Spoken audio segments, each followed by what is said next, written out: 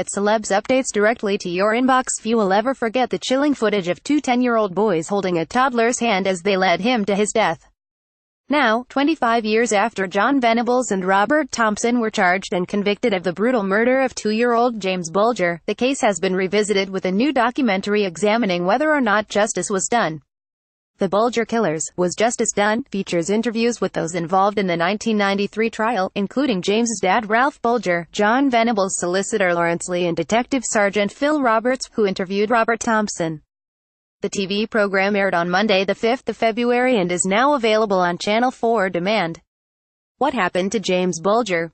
James' mum Denise Bulger was at the counter of a butcher's in the Strand shopping centre in Bootle, Liverpool, on February 12, 1993, when she briefly let go of her son's hand to get some change from her purse. When she turned around moments later, her son was gone.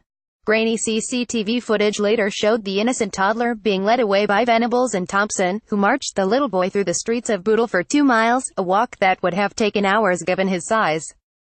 They passed 36 people, with one recalling how they urged the boys to take their little brother home because he was crying for his mummy.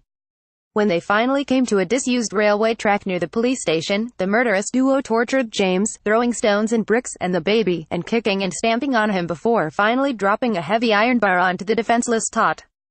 They hid his body under bricks so that the first train to come along cut his body in two, but he was already dead before this happened. A pathologist later said that there were so many injuries, 42 in total, that not one could be isolated as causing the little boy's fatal wound. Security launched a search for James inside the center and James's family searched for their son overnight. 3 days later his body was found, and 3 days after that a tip-off came from a shopkeeper who had seen two boys playing truant on the day James went missing and gave police two names, Jon Venables and Robert Thompson. Neither gave evidence to the court but were found guilty after an officer told how Venables admitted the murder, saying, "We did it. Will you tell his mum I'm sorry?" Why was the trial controversial? The pair was tried for the abduction and murder of James as adults owing to the fact they were over 10, which is legally deemed to be the age of criminal responsibility. A police officer remembered Venables being so small that his legs didn't touch the floor as he sat in the custody office after his arrest. The base of the dock floor at Preston Crown Court had to be raised 18 inches so each boy could see over it. In 2010, Maggie Atkinson, then Children's Commissioner for England, called for the age of criminal responsibility to be raised to 12 in light of the trial. The age of criminal responsibility in this country is 10. That's too low. It should certainly be moved up to 12. In some European countries it is 14, she said. In terms of knowing what the full consequences of your actions are, you are into older childhood or adolescence.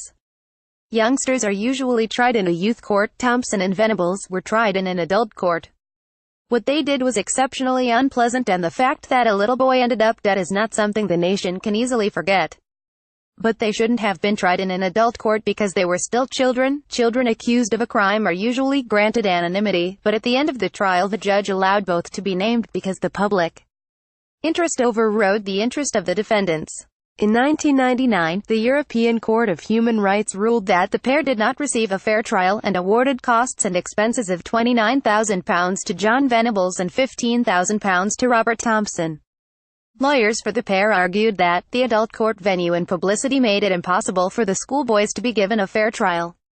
Read more. The murder of James Bulger. How long were they sentenced to?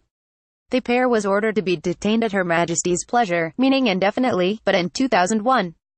A 6-month review by the parole board found they were no longer a threat to public safety and they were released on life license, after serving just 8 years. Both were banned from ever returning to Liverpool and given new identities at a reported cost of £1.5 million. James's mother Denise believes they should have remained in jail for life and has tirelessly campaigned against their rights to anonymity. In March 2010, Venables was recalled to prison for downloading and distributing more than 100 images of child abuse. He was jailed for 2 years before being granted parole again in July 2013. Last November he was arrested and recalled to jail on suspicion of possession of images of child abuse.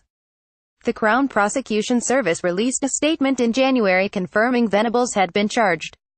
The statement said, "The man formerly known as Jon Venables has been charged with offences relating to indecent images of children and will appear in the Crown Court." In order that justice can be done, no further details are being released at this stage and the proceedings are subject to reporting restrictions. Meanwhile, Thompson has not reoffended since his release, and is believed to be in a long-term relationship with a man who knows who he really is. Venables pleads guilty to possession of more child abuse images. On February 7, 2018, Jon Venables admitted possessing child abuse images and pedophile manual at a secret trial. Venables was caught with 1,170 indecent photos of children on his laptop, the Old Bailey was told. James Bulger's mother and father, Raf and Denise, were present in court to witness his guilty plea.